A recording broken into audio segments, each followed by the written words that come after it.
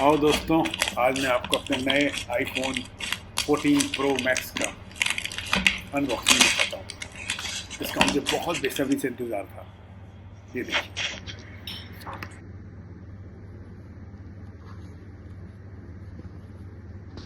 आखिर आ ही गया मेरा 14 Pro Max एप्पल आईफोन, जिसका मैंने कितने दिनों तक वेट किया है इस फ़ोन को आने का।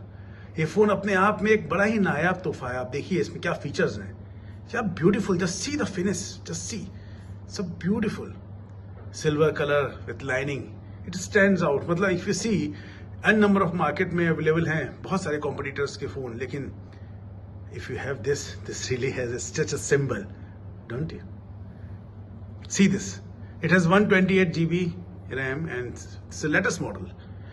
इसके लिए मैंने बहुत लंबा वेट किया है. I can't hide my excitement now. I just want to share with all of you. See how I've just did the unboxing and everything. See the beauty. बस ऐसे मेरे साथ जुड़े रहो, मैं ऐसे आपको खूब चिल कराऊंगा न्यू फीचर्स के साथ. Thank you.